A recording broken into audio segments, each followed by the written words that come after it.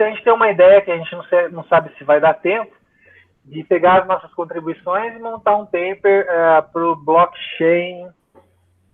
Tem uma conferência, me fugiu aqui agora o nome exato, depois eu procuro e mando para vocês, mas tem uma conferência nova, Blockchain TEA, que parece apropriada para expor um artigo com essa cara de position, né? Então, começando, né? Alguém gostaria de começar? Alguém gostaria de... A gente podia fazer uma rodada mesmo, né? Como ideias, né? O que eu estava pensando, não sei se talvez me dando a palavra, mas não sei se vale, como bate-papo, digamos assim, né? Eu estava pensando, provavelmente nós todos já temos visto um monte de artigos aí de blockchain em saúde, certo? Um monte. Então, como a Linda mencionou, eu estava pensando talvez focar em alguma coisa no Brasil, mas não, talvez, às vezes, nem necessariamente no SUS, mas na nossa heterogeneidade. Então, você tem municípios que têm muito dinheiro e, portanto, você pode investir uma TI pesada e você pode criar o que você bem entender lá na blockchain que você quiser e colocar o que você bem quiser. E dentro do mesmo estado, você tem alguns municípios que a UBS mal tem um computador de 1 GB de RAM, certo? Lento, onde o sistema que eles usam é o PSF, muitas vezes as pessoas que utilizam o sistema, bom, provavelmente vocês já foram a algum posto de saúde, nem que seja para olhar como é que é, você sabe que os computadores são mínimos, as pessoas que trabalham nesses computadores muitas vezes não têm uma expertise nisso, nem deveriam ter, às vezes são enfermeiras, coisas assim. Então, talvez essa heterogeneidade que seria interessante explorar e que nos diferenciaria de muitos outros artigos que tem por ali, onde tudo é lindo, tudo maravilhoso, bota a blockchain que você quiser, bota o tamanho, as requisições que vocês quiserem. Às vezes a gente nem tem internet aqui a nossa internet às vezes é problemática, mesmo em municípios de São Paulo. Fala aí, Alinda, é bate-papo mesmo. Acrescentando na sua fala, Vlad, assim, 10 minutos antes de abrir a reunião, eu estava fazendo uma pesquisa, né? Então, o Sistema Único de Saúde, ele atende 190 milhões de pessoas. Então, esse é o primeiro ponto, né, que reforça a sua fala. Então, abrangência nacional, né, mais de 5 mil municípios e tal. E desses pontos de atenção primária, né, lembrando, então a gente tem os pontos de atenção primário, secundário e terciário, né. Os pontos primários, só 29% têm acesso e usam, de fato, internet. Então, aí são... Concordo, professor, isso é uma realidade duríssima aqui para a gente mesmo na BibChain. Eu já comentei um pouco do projeto que a gente conduz aqui com financiamento da FAPESP. O projeto agora está, de fato, evoluindo e haverá dificuldades grandes para instituições pequenas. Um dos nossos parceiros nessa empreitada é o MAPAI, lá do Paraná, que por meio de um contato da nossa especialista em saúde e enfermeira de doenças raras fez esse contato com a gente, e o fato é, a infraestrutura é mínima, então como é que a gente coloca esse pessoal na nossa rede privada de blockchain, como é que eles usam essa nossa tecnologia aqui para fazer o que precisa ser feito? É uma dificuldade brutal, eu diria. Isso talvez seria aspectos, né? Tem dois aspectos aí, eu acho a questão de infraestrutura física, né, rede, computador, e a questão de usabilidade, aí, né, o treinamento do pessoal técnico do posto de saúde, né. Tá. E talvez... o problema a ser resolvido... desculpa. Não, fala aí, Rogério, fala aí. O problema a ser resolvido não é a falta de comunicação, porque hoje a falta de comunicação já está presente. A implementação do blockchain para dar algum ganho que hoje o sistema público de saúde não tem. A falta de comunicação hoje já está presente, né? Então, se a gente for querer também resolver esse problema, de repente a gente pode até perder o foco. Eu não entendi a última parte, Rogério, que estava muito baixo. Você diz a falta de comunicação está presente ou a comunicação? Não entendi. A falta de comunicação hoje já está presente. Ah, tá. É dada. Entendeu? Então, é assim, a gente vai resolver esse problema? Não. Blockchain não resolve esse problema. Não, claro, concordo contigo. Acho que a ideia é tentar ver que, já que existe esse problema de comunicação, como que a blockchain poderia ser utilizada dentro desse contexto, né? E o Arlindo falou, então, tem o contexto da infraestrutura, então, como que a blockchain entraria ali, sabendo que é algo que precisa de comunicação, mas bom, o Alexandre conhece bem essas que existem microchannels, que às vezes não necessariamente precisa passar pela blockchain. A Bitcoin já faz isso também há um tempo. Então, é possível, às vezes, contornar questões de comunicação direta com a blockchain, utilizando esses microcanais, mas também tem a questão da usabilidade e tem outra questão que acho que vale a pena, muitas vezes, pelo menos, entender, é a questão da como que eu posso, da adoção. Então, vou dar um exemplo que não tem nada a ver com blockchain, mas, por exemplo, você tem aí essa inteligência artificial, que é fantástico e tudo mais, quando foi aplicado nos sistemas médicos, tá? Os médicos não estão usando. Como assim não estão usando? 60% dos médicos, por exemplo, radiologistas, não estão usando. Por quê? Mas se ele está te mostrando lá exatamente onde está o problema. Mas não é isso, o médico sente receio de que, como não entende a tecnologia, pode ser que a tecnologia seja falha e ele não vai colocar, certo, o seu título e toda a sua experiência e todo o seu conhecimento, vamos dizer assim, baseado... Não vai endossar. Ele então, não vai endossar essa decisão. A usabilidade tem a questão da adoção. Então, a mesma coisa, pensa assim, uma enfermeira que não entende nada, poxa, será que eu posso confiar numa coisa aqui?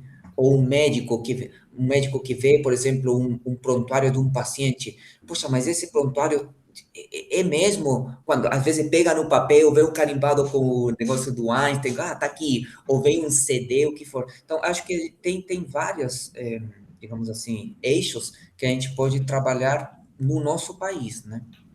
Eu acho que o Vladimir colocou um ponto muito importante com relação à inteligência artificial. Muitos médicos têm uma mente binária, ou aceita tacitamente o que está no diagnóstico de uma inteligência artificial, ou não aceita. Muitos não entendem que a inteligência artificial aí tem que ser algo consultivo, algo que apoia a decisão e não algo que decide por eles.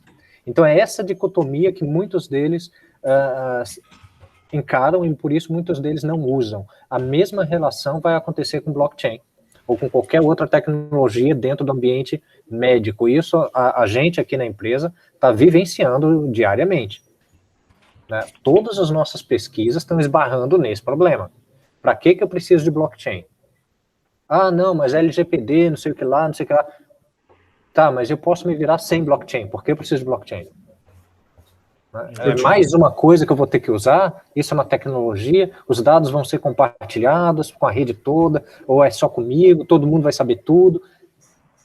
É problema.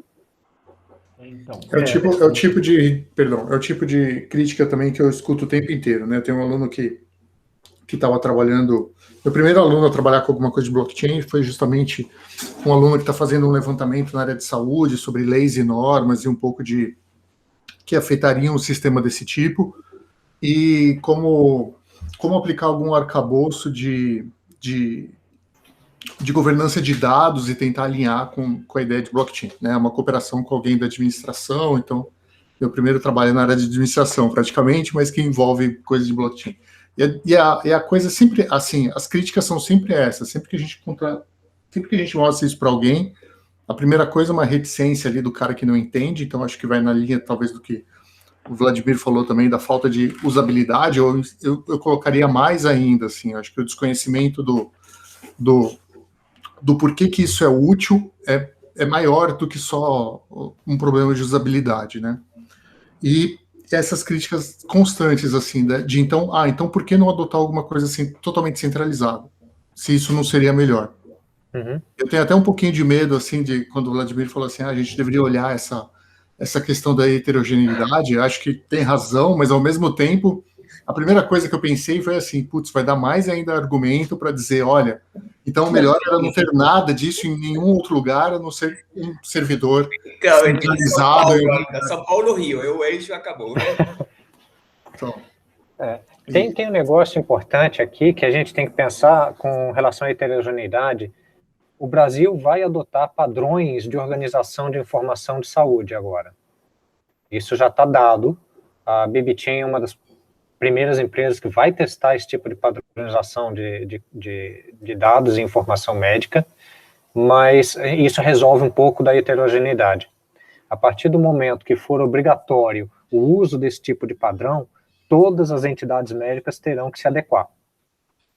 E isso é o FHIR, por exemplo. Márcio, então, legal, eu estava querendo puxar esse assunto também, talvez você tenha um pouco mais de detalhe.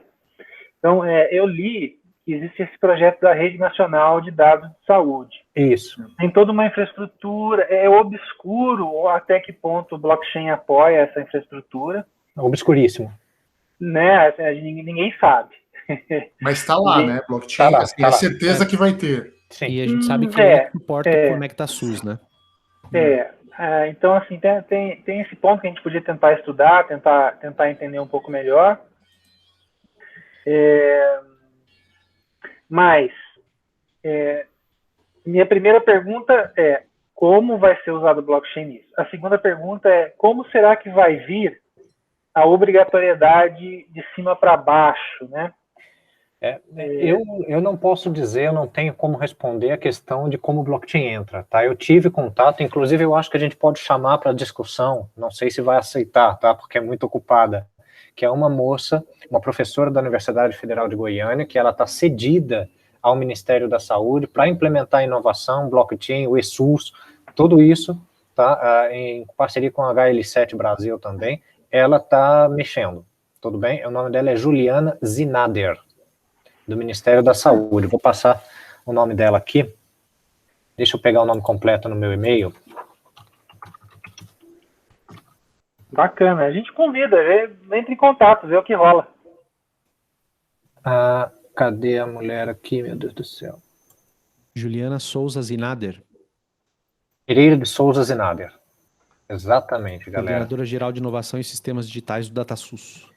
Isso, exatamente. Eu tive uma conversa com ela, apresentei um pouco da BBChain com ela, até a gente ficou de conversar de novo e a agenda dela não permitiu. Aí ela até me mandou um material sobre SUS que eu posso repassar para vocês depois. Eu acho que vale a pena chamá-la. Ela pode dizer isso para a gente. Como é que vai ser usado, como e por quê. Por outro lado, tem a questão da padronização dos dados. Levando em conta certos subpadrões de organização da informação em saúde, por exemplo, vou colocar aqui no chat, OpenEHR, que é um tipo de padrão de organização da informação, existe um padrão de comunicação de dados chamado FHIR. É esse FHIR que vai ser adotado.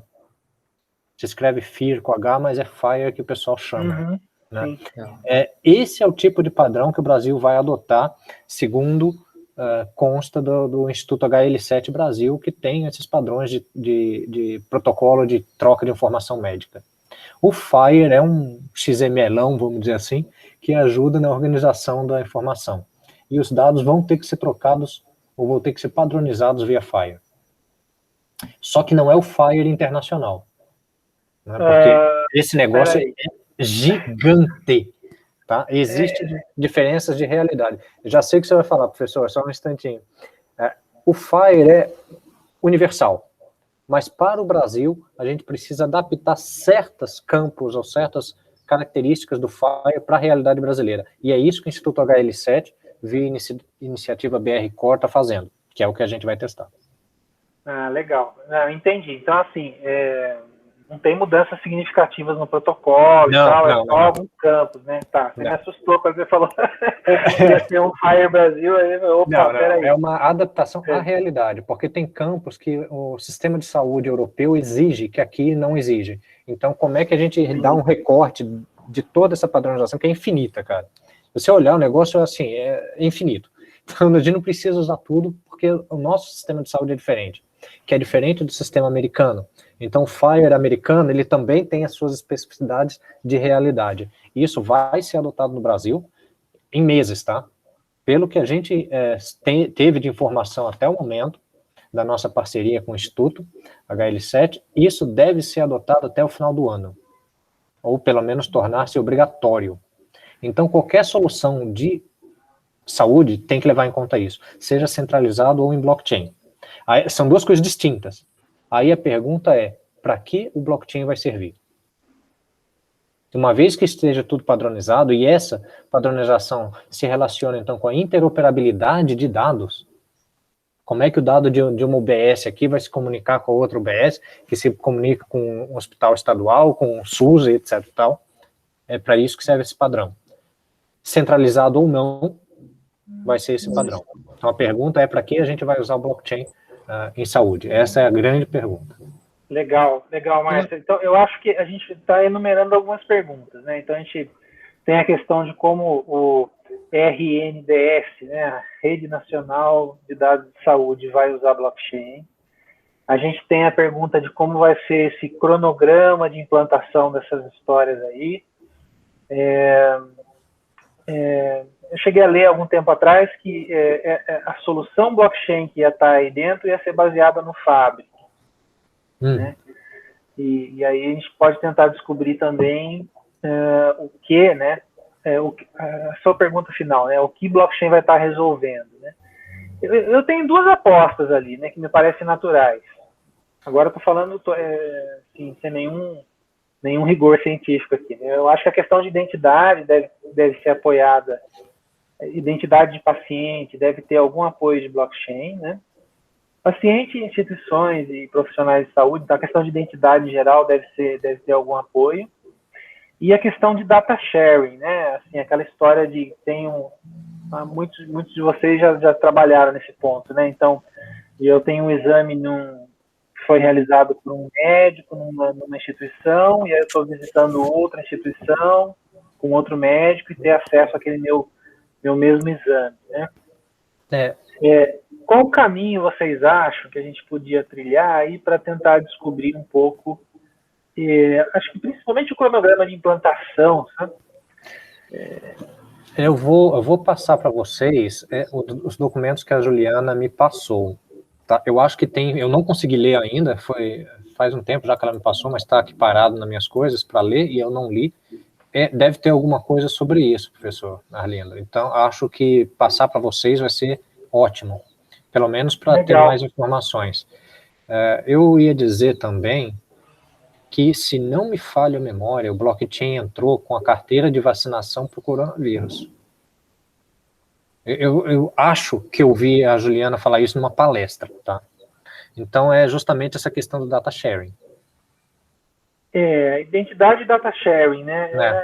A solução europeia está baseada também, né, em identidade digital, né? Eu tenho a impressão que foi esse o problema que eles tentaram resolver de emergência por conta da pandemia. O Alexandre, ele gosta dessa solução aí. Não sei se você quer comentar um pouco, Alexandre, mas assim, foi um pouco o application killer, né, da blockchain recentemente, né? Assim, foi aquela aplicação que gerou mais barulho e impacto, né? Sim, e não sei se vocês já viram, quem já teve a oportunidade de se vacinar, acho que aqui a grande maioria, pelo menos a primeira dose, já tomou. No site do Conecta eu vou tomar a primeira dose semana que vem, né? Que vai liberar para 18, né? Tá bom. Vocês devem estar vendo a minha tela aí. Eu já tomei as 2 doses e quando você entra no site do Conecta SUS, você consegue ver as doses que você tomou e emitir um certificado, uma carteira de vacinação digital. A gente fez a apresentação no último encontro ali da do grupo sobre a pesquisa que a gente está fazendo, né?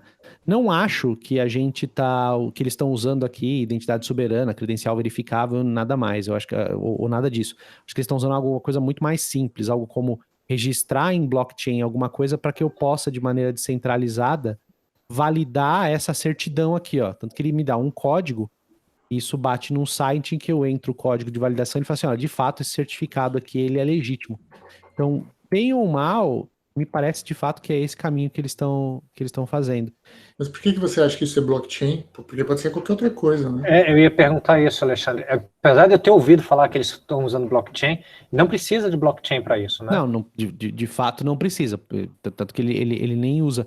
Mas até um dos pontos que eu ia comentar de oportunidades, né? A gente perdeu uma grande oportunidade nessa questão da vacinação de montar um censo populacional usando um mecanismo de registro descentralizado, né?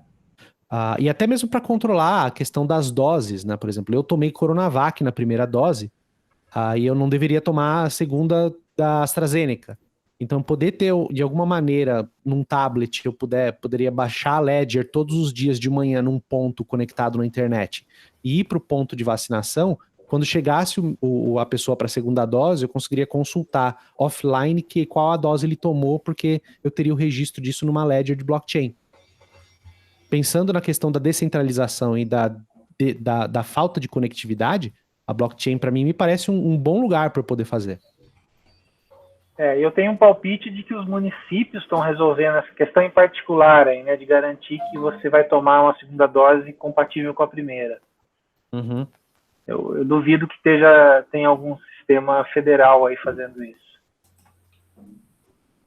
O que eu, às vezes, fico me perguntando é o seguinte: ok, a gente tem um blockchain para isso, mas o que as pessoas vão fazer de primeiro momento é cada um vai ter sua base de dados, cada município, cada UBS, cada hospital, e a pergunta vai ser como conectá-las.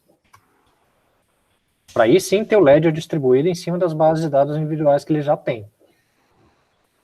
Na prática, o pessoal está alimentando dois sistemas, né? Na prática, você alimenta dois sistemas separados, né?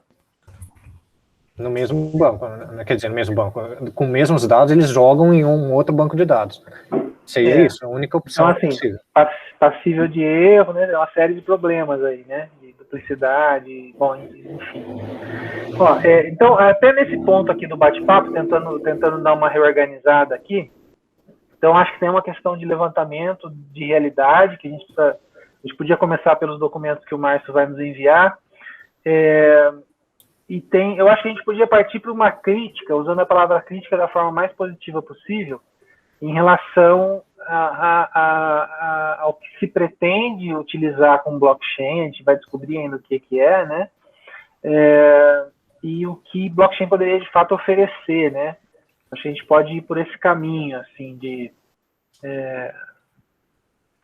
primeiro, entender o que já está sendo planejado. Segundo, ir para o caminho de entender algumas limitações que podem ocorrer no meio do apontar algumas pedras que tem no meio do caminho, né? E tentar propor um pouco mais de soluções amplas, né? O que mais, pessoal? Eu coloquei no chat o que a Juliana me recomendou de leitura, tá? Então, nós temos essas coisas aí, foi isso que ela me mandou, na verdade. Os documentos são sites e lê o que tiver, tudo que tiver no site. Então, essa foi a grande coisa. Estou abrindo aqui para dar uma olhadinha aqui. Esse site do MDF, eu já tinha visto e tal, ele não traz, assim, grandes...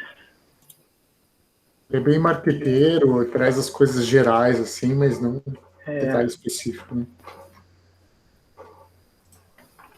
Bom, enfim, eu acho que valeria chamá-la para uma conversa. Ela é uma pessoa, às vezes, um pouco difícil. Eu tive bastante receptividade dela no começo, mas agora que eles estão entregando esses produtos todos de saúde, aí ficou difícil de falar com ela. Mas eu acho que Eu acho que vale a pena, sim. A gente podia fazer uma coisa meio workshop, né? O que vocês acham? Assim? A gente, só colocar mais um link aqui sobre a solução tecnológica, tudo isso que eles falam de solução tecnológica, mas não é muita coisa.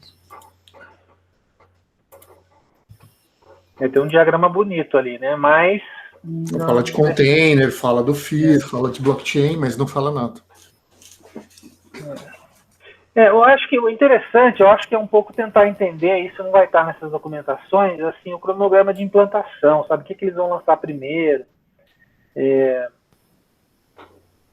Bom, mas voltando, a gente podia pensar, convidar a Juliana, mas como você já tem o contato dela, né? Assim, não tem problema que o prazo seja longo, né? A gente espera, né? Vai na agenda dela.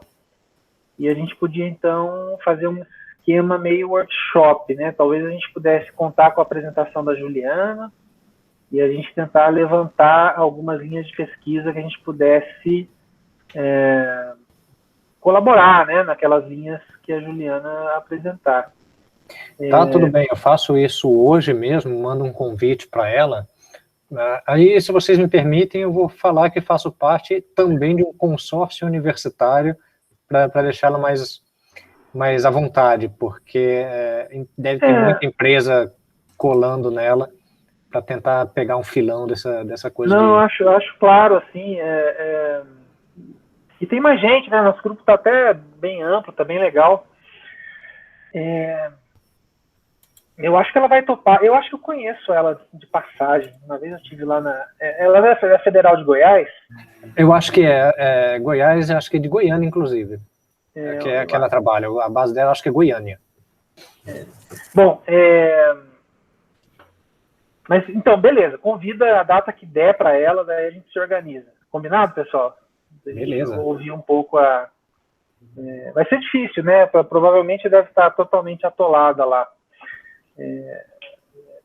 O Ministério da Saúde não está fácil, né? Assim, os contatos que a gente tinha já saíram, inclusive, né? Mas assim, a gente vê que o pessoal é bem atolado. Então, beleza, Márcio. Então, primeiro passo, primeira coisa concreta aí, fechado. E a gente podia, então, dar uma olhadinha mais nesses tópicos aí. Tem uma coisa que eu queria aproveitar aqui e puxar um pouco o assunto, que eu acho que dá para a gente lançar também algumas perguntas. E aí tem uma pergunta em particular que eu acho interessante, que é: como seria se todo usuário do SUS tivesse uma identidade digital baseada em blockchain? Não vou nem chamar de digital autossoberana, mas uma identidade digital devidamente registrada numa blockchain. Porque esse ponto, para mim, ele é meio central, né? Qualquer solução que a gente vá propor e ter no futuro, ela vai se apoiar em uma identidade confiável, né? Uma base de dados de identidade devidamente organizada. Então, assim, essa é uma pergunta que eu acho legal da gente manter no nosso futuro texto, mas vocês têm mais perguntas, assim, questões que vocês consideram que a gente pode buscar algumas respostas para elas? Perguntas de pesquisa, né? A gente podia elencar aqui algumas perguntas de pesquisa. Eu acho que aquela primeira pergunta que a gente falou agora ainda não está bem respondida, que é o porquê blockchain. A gente sempre fala de um banco de dados distribuído, como é o que nós estamos falando agora com o SUS. Só que, assim, eu lembro sempre de um chat do começo, né? Que o pessoal fala assim, mas eu estou tentando fazer uma cadeia de blocos. Isso já foi tentado, né? Mas eu estou usando o peer-to-peer agora, entendeu? Então, a essência do blockchain, para mim, não é nem a cadeia de blocos. Né? Até comentei com o Daniel, para mim a cadeia de blocos agora, eu nem olho mais, entendeu? O que me interessa é peer-to-peer e o algoritmo de consenso. Essa junção é que, para mim, agora é o que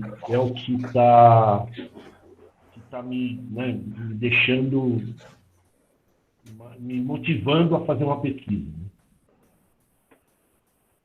É legal, Rogério, a gente pode tentar responder isso, né? Acho que é uma boa pergunta mesmo, né?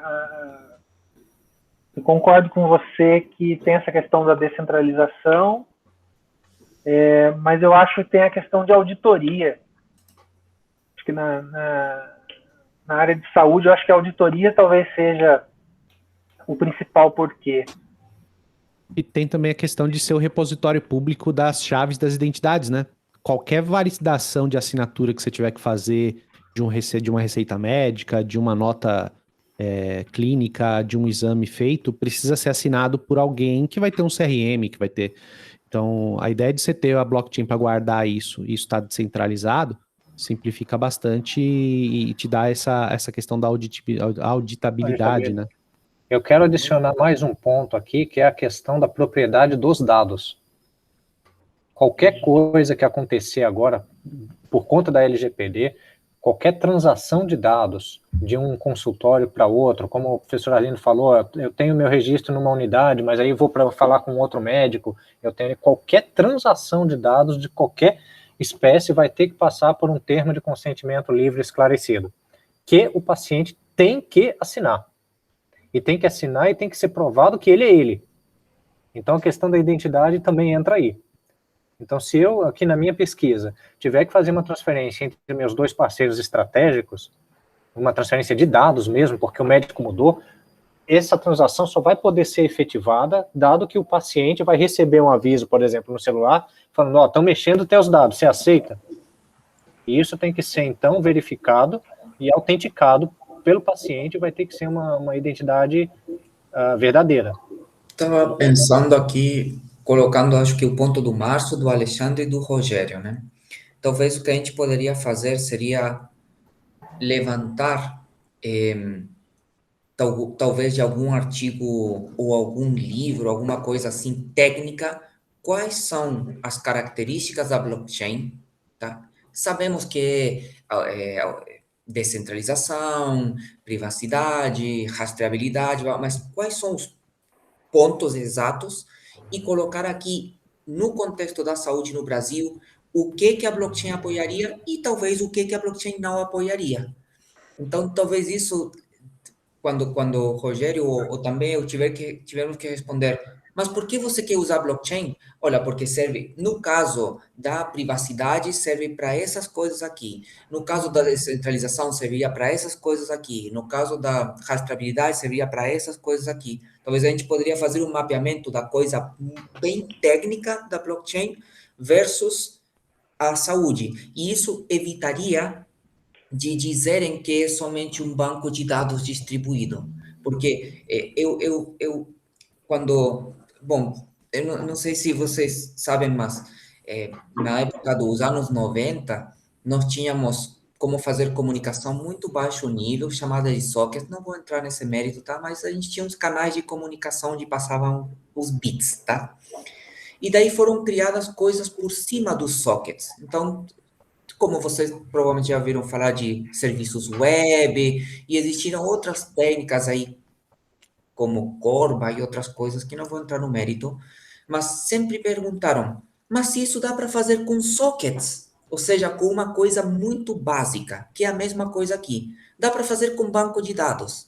E depois foi demonstrado que você precisa de níveis, certo, maiores de abstração, onde esse pedacinho aqui inicial, que seria o banco de dados, é importante, mas você precisa de nível de abstração maior, que vão te dar mais poder para fazer outras coisas. Então, deixar de pensar só que blockchain é um banco de dados distribuído para pegar as características técnicas da blockchain e mapear para a saúde. Eu acho que talvez isso valeria a pena.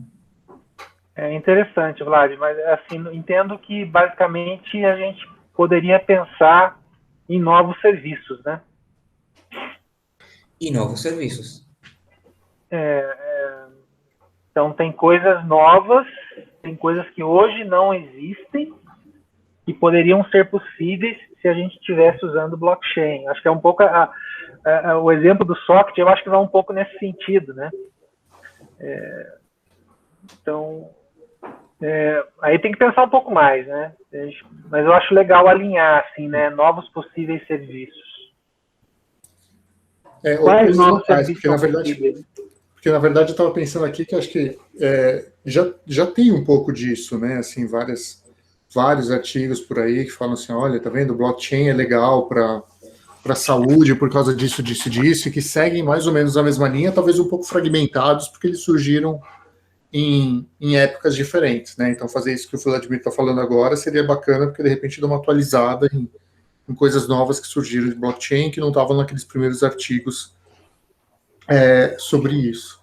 Mas, Paulo, pensando na outra sugestão do Vladimir, assim, talvez olhar isso com esse viés de regional, assim, né? O que seria de diferente no caso brasileiro?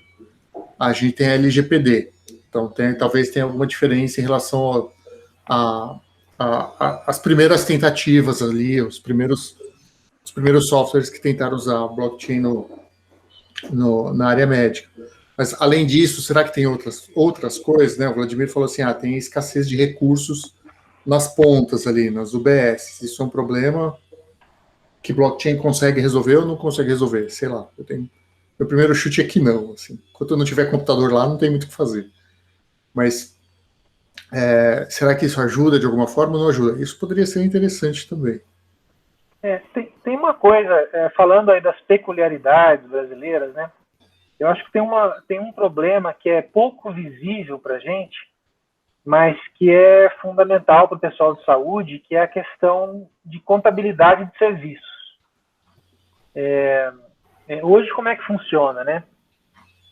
Então, eu vou contar um pouquinho o caso de São José dos Campos, né? Então, tem a Secretaria Municipal de Saúde, que é quem faz tudo, né?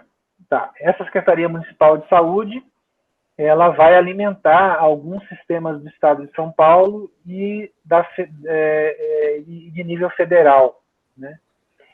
E, basicamente, quando ela alimenta esses sistemas para receber do SUS, né? Só que ela fica muito a ver navios, né? Aquilo entra no sistema, uma hora o pagamento vem, mas eles não têm nenhuma previsibilidade de pagamento. Então, esse é um ponto que é pouco visível. A gente não vê, né?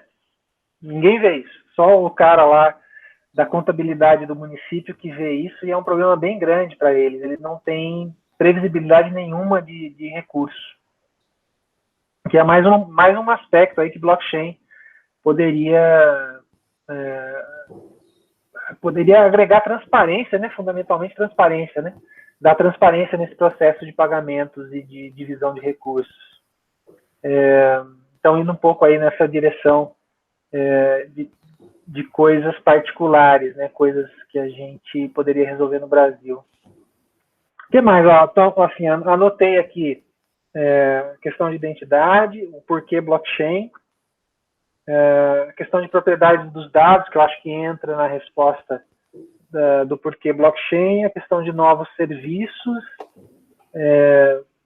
que leva em consideração também as nossas peculiaridades, né?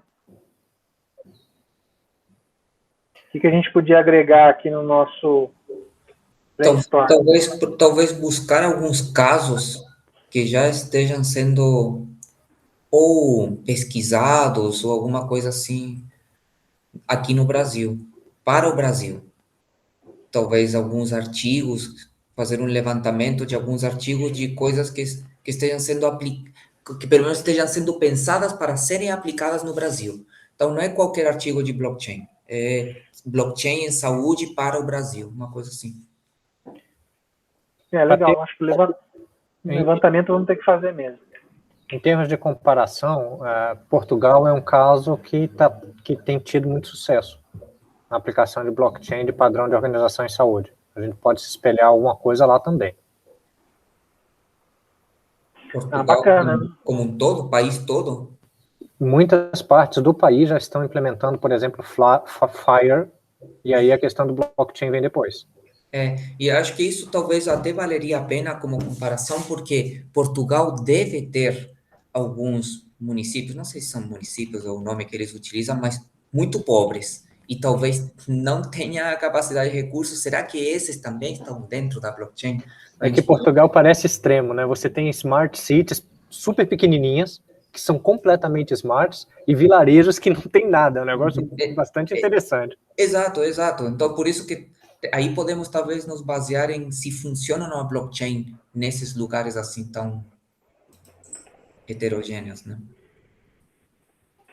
Eu Outro fico me aspecto, perguntando, desculpa, Alexandre, só para pegar o gancho de Portugal, se é universal a saúde lá, a gente podia tentar pegar alguns exemplos de países com sistemas universais, né? Pode falar, Alexandre. Não, eu ia pedir para você incluir na lista também a questão de credencial verificável, que não só para a parte de receituário controlado, mas também para a questão de problema de saúde, comorbidade, e a gente viu isso bastante, né? Gente tendo que comprovar que é diabético, comprovar que tem pressão alta, comprovar que tem problema de saúde, e eventualmente poder usar isso como um atestado comprovável de uma condição de saúde. Legal, não, tem razão. Isso aí tá na mão já, né? O negócio é uma tecnologia totalmente viável, né? Sim.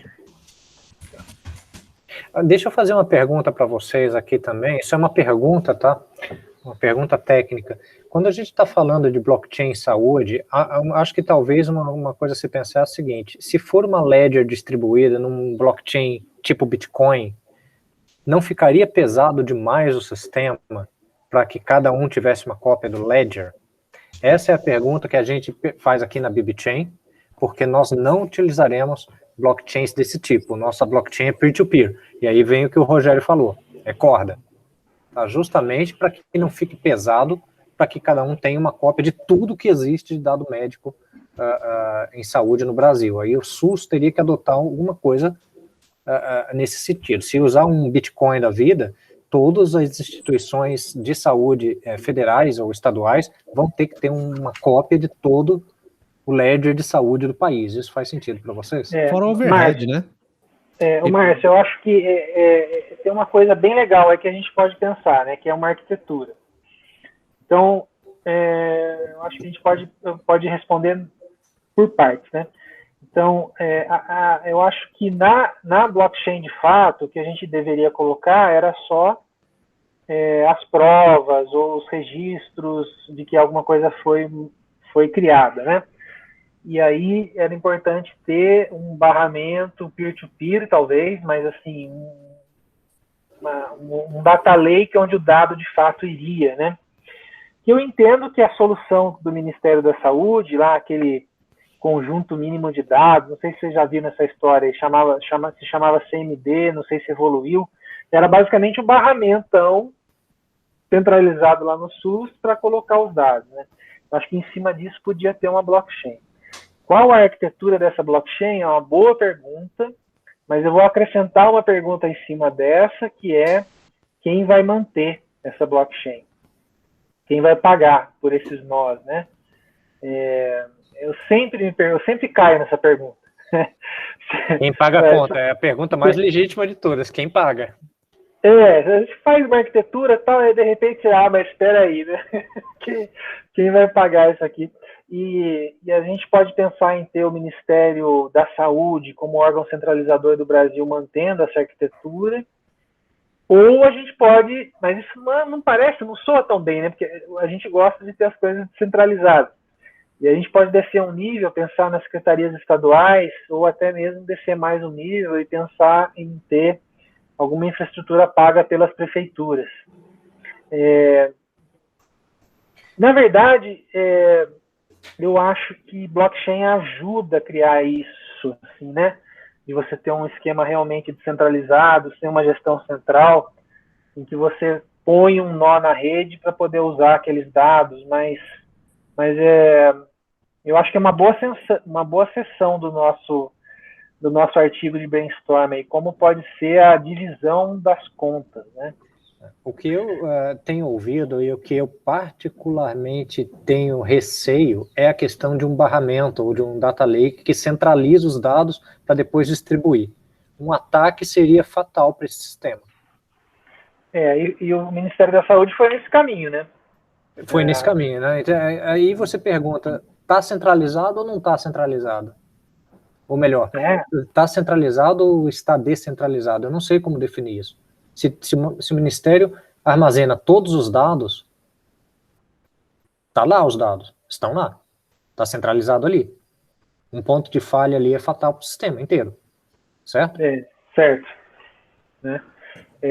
Eu acredito que eu acredito que o plano do Ministério da Saúde seja esse. Ter os dados locais de posse do Ministério.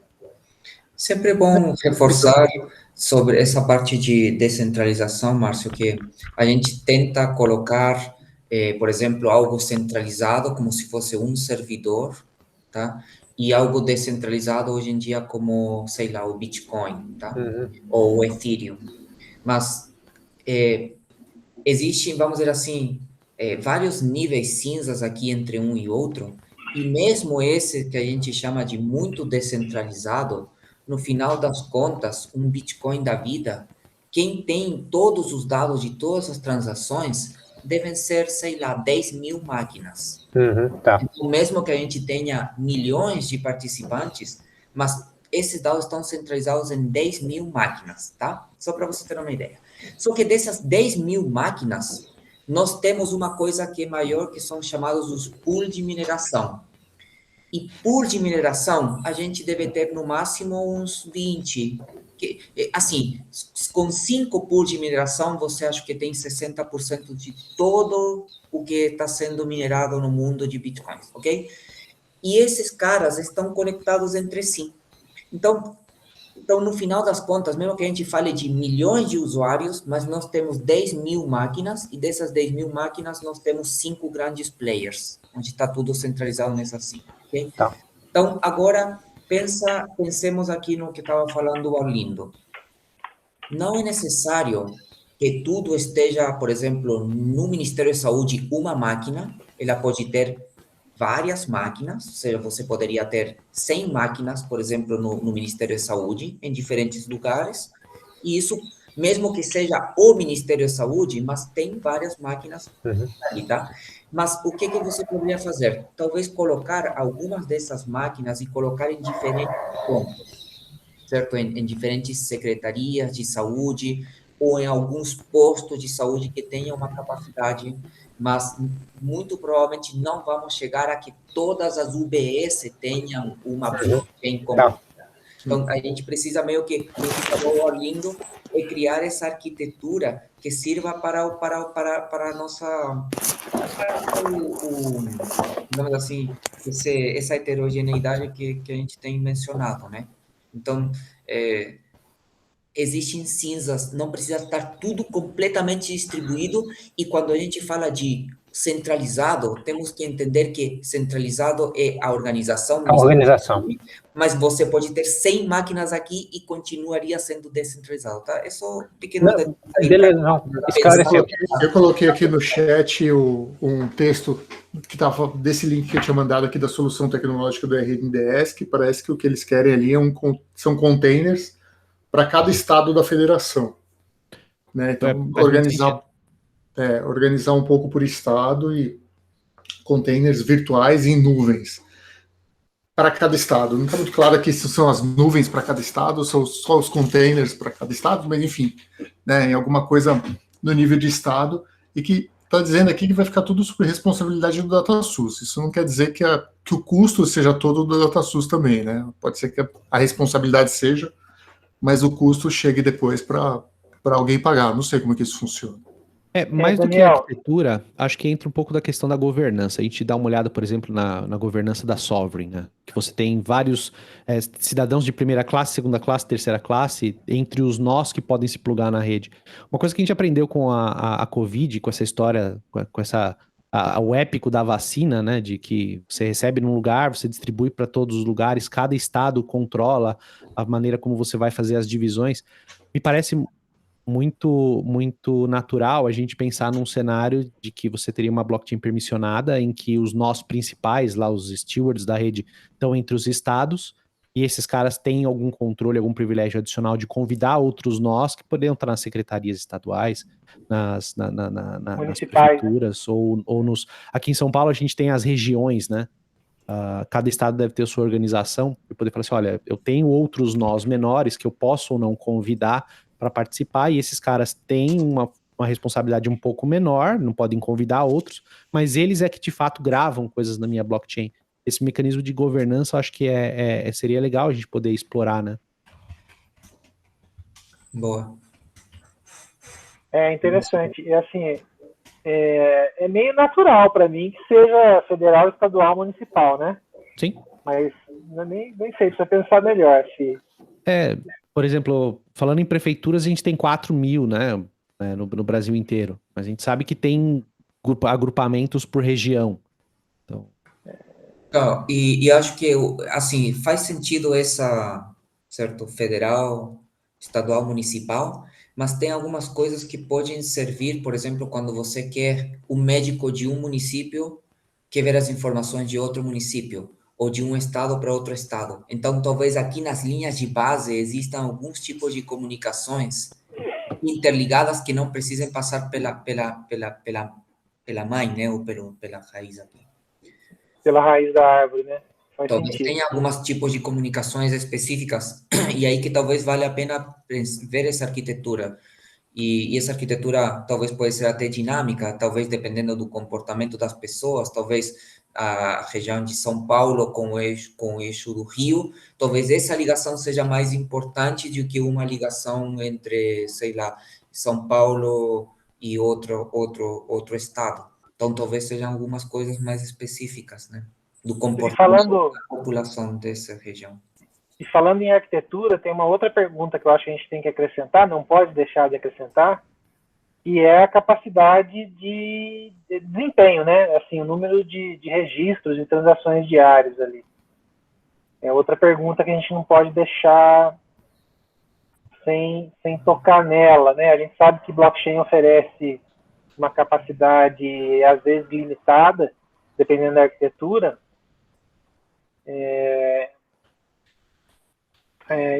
Talvez valha a pena levantar um pouco, né, o número de atendimentos diários, o número de transações possíveis num sistema como esse no futuro. Talvez seja uma boa pergunta também, né? Qual é a capacidade a ser atendida, né? Isso é legal. E a gente está falando também do blockchain como se os dados ficassem no blockchain. Olhando para o Bitcoin, na verdade, e olhando para uma aplicação financeira, na verdade, a informação de saldo, que é aquilo que vale a pena mesmo, ela não fica no blockchain. Ela fica no tal do TXO, que é uma base de dados que tem lá a chave, a carteira e o saldo. E quando você simplesmente faz uma transação, você registra a transação no blockchain, deleta aquela entrada e cria outra com saldo menor. Então é isso que o blockchain faz. A gente olhando para dados, eu não vejo um TXO que guarde megas de dados. O que eu vejo é uma wallet, uma carteira digital que é acessada via chave privada pública lá. A gente coloca via pública, acesso via privada. E que tem uma entrada específica lá no blockchain. E quando a gente coloca um dado, a gente pode registrar no blockchain para olhar a veracidade de dados, mas o dado em si, ele não é armazenado no blockchain, ele é armazenado na carteira digital. Então, quando a gente fala de estrutura, eu vejo uma estrutura de carteiras digitais. Cada um tem a sua, é hospedada em algum lugar e ela é acessada via uma rede peer-to-peer que tem acesso, de maneira permissionada ou não, né, às carteiras digitais. Outra coisa, desculpa voltar um pouco, né, eu não vejo, toda solução que eu vejo, eu excluo o governo. Eu tenho esse algo. Peraí, toda solução o quê, Rogério? É que eu estou escutando... Rogério, se você puder falar mais próximo do microfone, realmente está muito ruim hoje. Tá difícil ouvir. Espera aí, eu vou tirar o Bluetooth. Oi. Tá alto demais. Melhorou. Sim. Tá. Desculpa, pessoal. Ótimo. Quase caí da cadeira aqui, Rogério. Então, toda solução que eu vejo, somente olhando blockchain, né, eu excluo o governo, né? Excluo o governo. Então, quando eu olho, é assim, a pergunta é, por que alguém ia gastar recursos para fazer mineração de um blockchain da saúde? Eu olho para o benefício. Qual o benefício que essa pessoa teria em gastar recursos para minerar? Então, a gente volta na questão primordial, que é por que blockchain? Eu vou fazer vou colocar um delírio aqui, né? Por exemplo, a gente fala de algoritmo de consenso.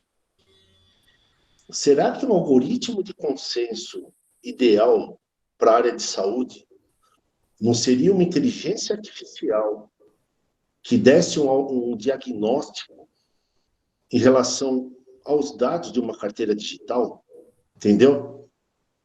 E quando a pessoa tivesse acesso a isso, esse algoritmo pudesse auxiliar numa consulta médica dentro do hospital, numa emergência, ou numa pesquisa científica, preservando a identidade. Então, é assim, eu por exemplo, pego um hospital privado, pega aí um sírio-libanês, um Einstein, quer que seja, né? Ele falava assim, poxa, se uma pessoa entrar e eu já sei tudo que eu posso, qual a probabilidade dele ter tido um ataque cardíaco, se eu posso medicar ou não, porque isso é passivo de processo. Poxa, se eu gastar um pouco de recurso aqui, porque numa DLT privada, você nem gasta tanto recurso, porque o recurso é gasto mais pelo algoritmo de consenso, garantido a lisura, né, da DLT. Será que se eu ter essa, né, me conectar e gastar meus recursos nisso, será que eu não posso evitar, por exemplo, o tempo de atendimento? Entendeu? Viajando. Não, Rogério, interessante, mas eu nunca parei para pensar em uma solução que não tivesse governo. E a sua pergunta foi bem interessante aqui. Será que a gente consegue um modelo de negócio que justifique a manutenção da rede, mesmo sem um governo, sem a mão do Estado? Tem que pensar, interessante. É interessante, sim. Mas também vale a pena colocar, mesmo que seja no modelo de Estado ou do governo, talvez seria interessante colocar, porque qual é o incentivo, certo, do uso desse sistema? Não necessariamente do ponto de vista de mineração, mas você vê que em várias blockchains, em várias definições de blockchain, incentivo é algo que está intrínseco, mas porque estão se focando mais em tecnologias de blockchain que usam incentivo e tem outras que não precisam do incentivo para mineração. Então, talvez seria bom colocar isso nesse artigo que está sendo, pelo menos, reformulado agora. Qual que é o incentivo que existe aqui? Se é que existe ou não. Acho que vale. E aí, complementando, Vlad, na revisão sistemática que eu fiz para a pesquisa que eu estou fazendo, eu trombei com um artigo que fala exatamente sobre um algoritmo de consenso chamado Proof of Disease, que é exatamente assim, os médicos que fazem mais diagnósticos ganham prioridade nos nós dos hospitais deles. Eu estou deixando o link aí do documento, Legal. é bem interessante. Legal. No fundo, a gente precisava repensar o modelo de negócio, né? Eu acho uma pergunta assim mais exploratória, né? Mas faz sentido, faz todo sentido. Eu acho que para o próprio paciente também, né? Pode ter tem vantagens, que talvez ele possa contribuir na rede pelas suas vantagens particulares, né? Mas eu acho que, beleza, vamos incluir essa pergunta e vamos ver o que a gente consegue alinhar, né? De possibilidades em cima dela. Sim. O que eu tenho lido em alguns artigos aí mais recentes é que estão exatamente para evitar esse ponto que o Rogério mencionou, tentar estão tentando dividir o que é o consenso, certo, do que é a estrutura que está sendo armazenada, tá? Então você pode ter uma cadeia de blocos, você pode ter árvores, você pode ter o que você quiser aqui, e outra coisa é o consenso, tá? Então eles estão tentando colocar coisas mais de sistemas distribuídos e não tudo como que blockchain é uma coisa que veio do nada. Estão tentando agora teorizar mais as coisas. E dentro desse ponto do consenso, independente do como eu vou, onde que eu vou persistir, no ponto do consenso, aí você tem também subdivisões. E tem os consensos mais clássicos, onde você não tem incentivo, tem os consensos onde você tem incentivo, tem misturas e por aí vai. E talvez isso que seria interessante deixar mais claro no nosso, olha, nós estamos trabalhando mais em, tipo, independente de o que vamos armazenar e como vamos armazenar, o consenso nós vamos utilizar, por exemplo, esse estilo aqui híbrido ou simplesmente o SUS vai pagar quem vai pagar tudo é o governo e, portanto, não precisaria de incentivo e tudo mais. Isso talvez resolveria algumas dúvidas que podem surgir. Legal. Eu também tenho trombado bastante com arquiteturas híbridas, né? Então, assim, mais de um tipo de blockchain, mais de um tipo de consenso. Eu acho que isso é uma tendência, assim, que a gente pode explorar. Legal. Que mais, senhores? Que mais que a gente pode... bom, não, brainstorm, né? Vamos continuar levantando aí algumas questões. Eu acho que essa parte das carteiras, e aí voltamos para a parte do com internet ou sem, porque uma carteira ela pode armazenar os dados, por exemplo, no celular. Se eu for armazenar meus dados de saúde, e olha que eu faço exame, toneladas de exame, eu vou usar o quê no meu celular? 1 giga, 500 mega. Então, eu posso carregar meus dados, tanto financeiro quanto saúde, qualquer tipo de informação. Hoje a gente tem todos os documentos já no celular, né? E eu vi uma notícia, acho que um artigo, não lembro, que tem um governo, acho que um ou dois, que já está distribuindo certificado digital para os cidadãos, acho que é Portugal, não lembro, já no intuito de ter uma identidade única e indo já na linha de onde a gente está conversando de identidade soberana.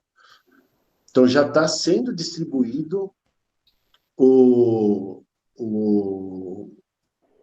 não lembro, estou tentando lembrar o quê, mas nessa linha, já para possibilitar, por exemplo, eu ter minha chave público-privada única, minha chave única, né? Então, será que eu tendo essa chave, carregando meus dados, eu não posso ir, por exemplo, sei lá, uma cidadezinha do interior, ser atendido, já ter meus dados nessa carteira digital, eles podendo acessar através de uma permissão minha de parte dela, particionar ela, alguma coisa assim. Talvez seja um ponto interessante também de pesquisa. Eu acho que todos nós temos uma certa... Posso estar enganado, mas eu acho que a gente acredita na questão da carteira. Acho que é uma aposta tecnológica para os próximos anos, né? Vamos incluir essa ideia, sim. Entrando nesse ponto do Rogério, talvez o que a gente poderia colocar aí seria algo como que coisas poderiam ser feitas fora da blockchain, mas que depois se consolidam. Esse estilo de canais. Então aí no caso do Rogério, por exemplo, seria, olha, eu posso fazer algumas microtransações, que chamam no termo do Bitcoin específico, eu posso fazer microtransações sem passar pela blockchain principal. Então, eu faria essas microtransações entre wallets, que seria, por exemplo, passar dar uma permissão para ver um PDF, ele vê e fazer isso daqui e depois consolidar na blockchain. Talvez criar esses cenários, ou pelo menos levantar alguns cenários de que coisas poderiam ser feitas fora da blockchain e depois consolidadas. Isso daí é interessante. O Daniel Arlindo sabe, eu estou pesquisando pagamentos offline. Então, eu estou vendo a dificuldade que é trabalhar com coisas offline, né? Inclusive blockchain. E não tem solução ainda, né? Não tem solução ainda. Não tem solução por alguns fatores, né?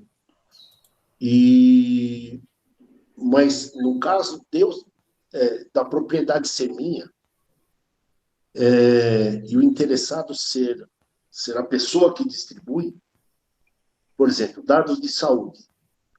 Eu posso gerar esses dados em uma carteira que os dados são provenientes do SUS, de hospitais, de médicos, ou eu posso gerar uma carteira fake com dados fakes.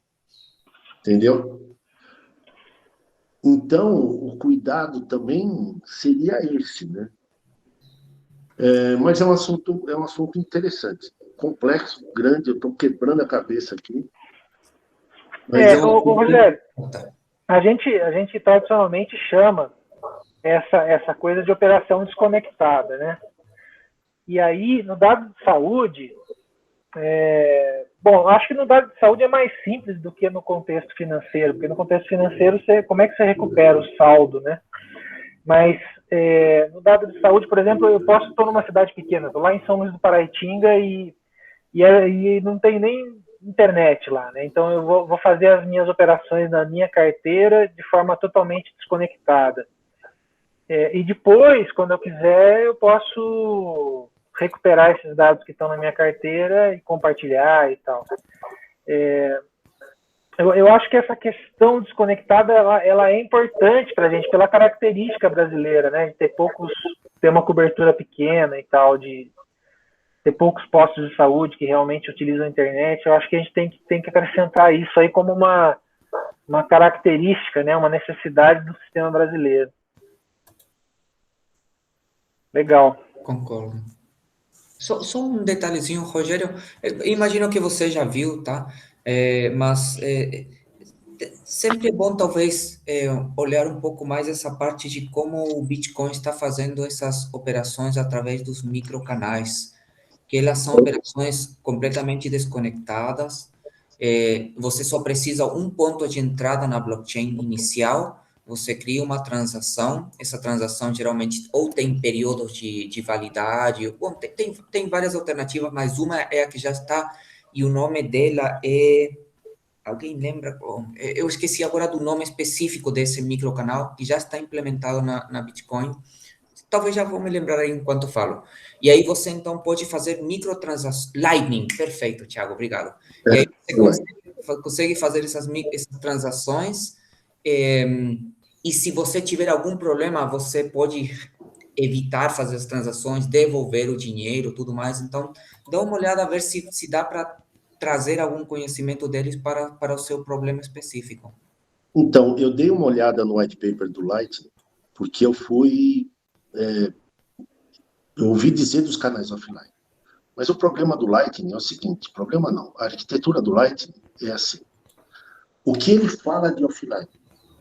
O Lightning, ele basicamente é o seguinte, vamos colocar duas pessoas que fazem transações entre si e fazem diversas transações entre si.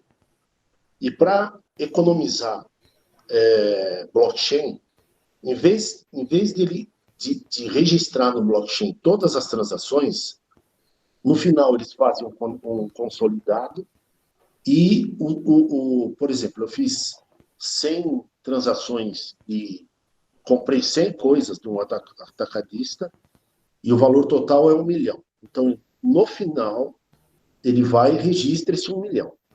E o que ele chama no blockchain, em vez das 100 transações, sei lá, 500 transações, e o que ele chama do desconectado, do offline, né? Canais offline. Eu, na verdade, eu não tenho acesso, não tenho um canal construído com esse atacadista. Porém, uma pessoa que eu tenho um canal aberto, que tem canal aberto com outro, tem um canal com o atacadista, entendeu? Sim, Então, você pode fazer redes digamos assim, você tem aqui um ponto, você quer se comunicar com outro, você pode fazer um canal direto, mas eles te dão a flexibilidade de fazer essa parte de intermédios, né? Passar por intermediários. Mas você poderia criar um canal direto com o atacadista, sim. O que é interessante desse canal indireto é que se já existe alguém que tem esse canal, poxa, o melhor utiliza esse canal. sim, esse com o indireto é chamado offline. Porém, todos estão conectados na internet. Apesar do nome ser infeliz e ser chamado de offline, entendeu? Podia ser chamado canal indireto. Eu olhei o white paper inteiro procurando isso, né? Mas foi legal que eu dei uma olhada. Eu posso estar enganado, mas é assim, pelo que eu vi, porque eu só consigo encontrar uma pessoa, e existe um algoritmo que faz isso, ele escreve lá no white paper, porque ele vai tentando, né? Então, ele pode ter 100 pessoas até chegar no atacadista, né? Então, ele faz uma árvore, né? E aí ele chega na pessoa, mas todos têm que estar online. Esse foi o meu problema. Aí, de volta para a prancheta, vamos pesquisar outras coisas. Mas, Rogério, deixa eu entender, se você cria um canal direto com o seu fornecedor, você não pode fazer operações offline com ele? Sim. Então, é que eu já tenho um canal direto.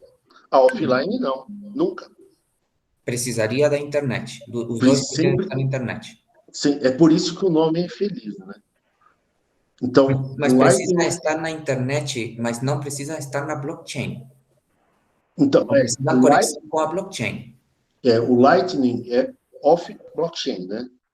Então, porque assim, então por isso que eu digo que já que analisou esse conceito do Lightning, então talvez agora você poderia utilizar, beleza, eu não preciso estar mais na blockchain, mas agora eu quero fugir da internet, tudo bem. Então talvez aí você poderia procurar por alguma tecnologia específica de comunicação que não precise da internet.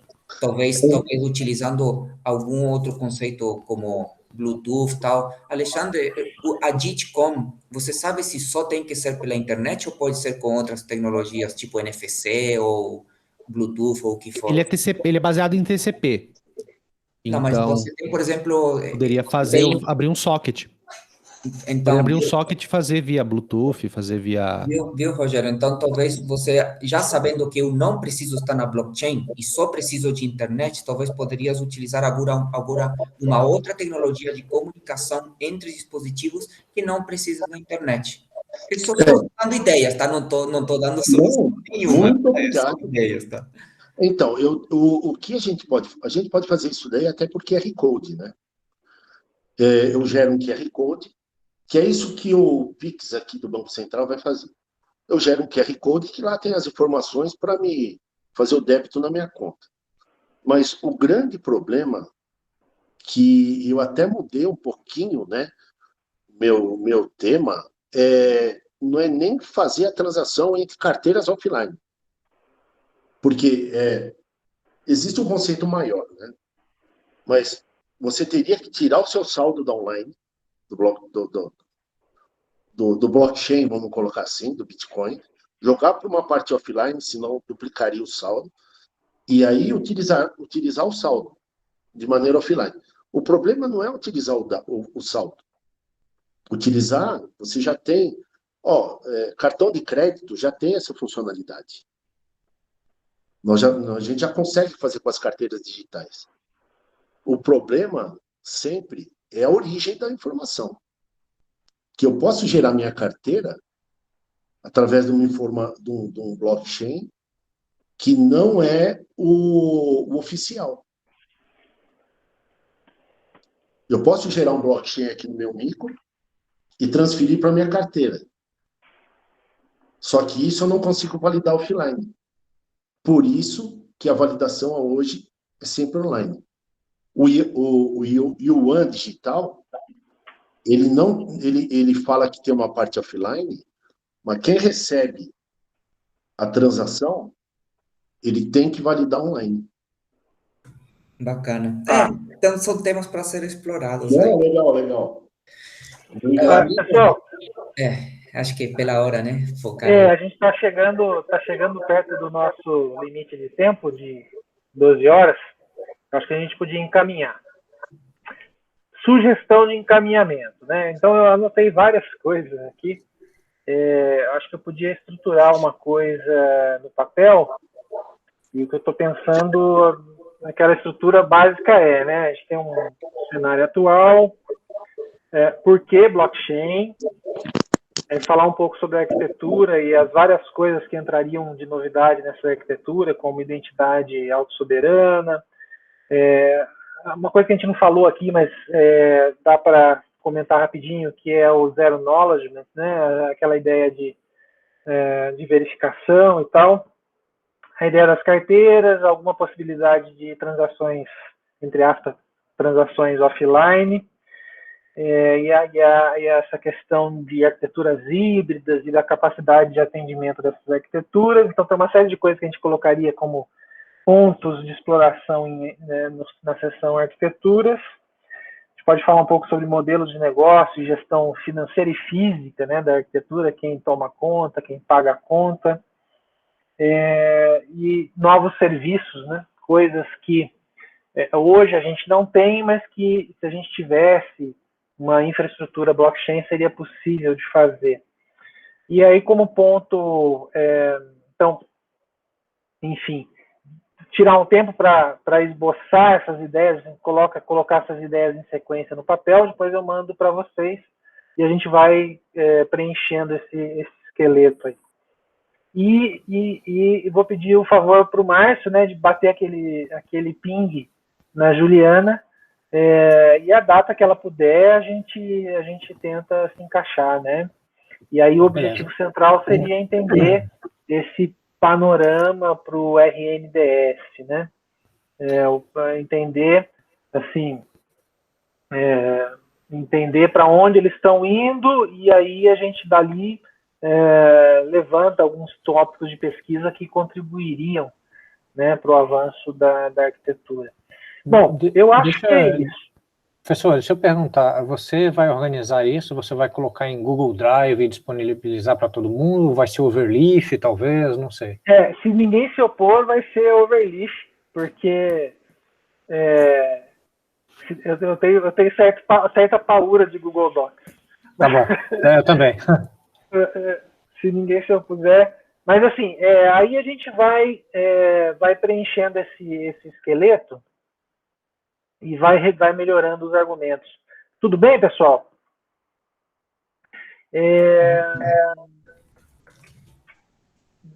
Deixa só para antes da gente começar a fechar aqui, deixa eu lembrar, a gente faz essas reuniões uma vez por mês, né, para contar um pouco, a gente tem uns informes, aí conta os avanços. O único informe que eu tenho é que o Alexandre vai ter defesa de qualificação dele em breve, então a gente manda um convite para quem quiser participar. De acordo, Alexandre? Por favor.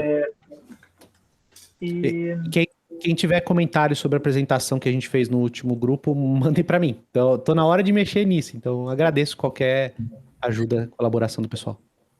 Legal. A nossa próxima reunião está marcada para 8 de setembro, que é logo depois do feriado, mas eu acho que dá, né? Uma quarta-feira, o pessoal deve estar por aí.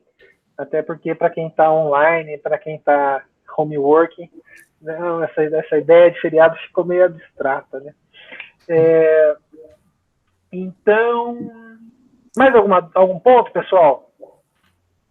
Só apresentar o Thiago Garret, que tá quietinho ali. Ó. Thiago, dá um oi aí para todo mundo. A gente já estava começando, não deu para interromper direito. Só dá um oi aí, por favor. Eu trabalho na Universidade de Oslo aqui, então eu estou um pouco longe, mas o Arlindo me convidou aqui para participar.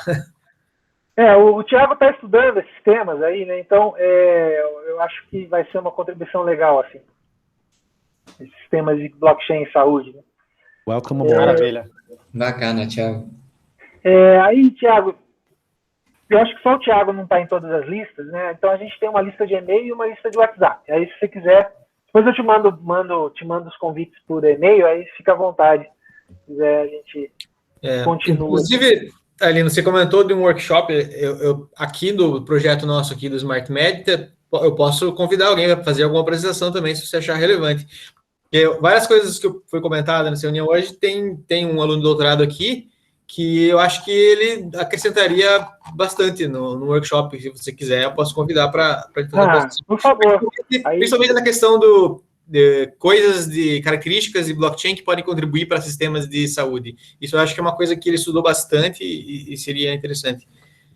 Não, por favor. Então, assim, já podemos combinar o convite. Então, a nossa próxima reunião está sem pauta, inclusive, né? Que seria 9 de setembro, nesse horário das 10h30. Por favor, faz o convite. E, assim, é muito informal, como você percebeu, né, Thiago? Então, a gente faz essas reuniões de forma bem aberta, bem bate-papo. É mais para a gente manter os vínculos aí. Então, combinado. Você convida? Convido, sim. Legal. E aí eu não sei quanto tempo porque aí eu tenho que dizer, porque se ele for preparar uma apresentação, quanto tempo que ele tem para... ele pode ficar totalmente à vontade, né? Assim, Okay. o nosso teto é 1h30, mas normalmente a gente faz umas apresentações de 30 minutos, 40 minutos, até para não sobrecarregar a pessoa ficar falando sozinha, e depois a gente bate um papo em cima daqueles pontos. Seria perfeito. Tá, legal. Aí, se ele não puder, também não tem problema, né? Aí é tranquilo, mas convida lá, aí dá um toque. Beleza, vai ser ótimo. Beleza, pessoal? Mais algum ponto? Acho que é isso. Acho que é isso mesmo, Arlindo. Então, eu vou tentar fazer um esqueletinho até no final, até na sexta, e aí a gente vai caminhando. Maravilha. Então, muito bem, pessoal. Muito obrigado pela presença de todos e de todas. Estou vendo aqui a Camila. Então, a gente vai se falando.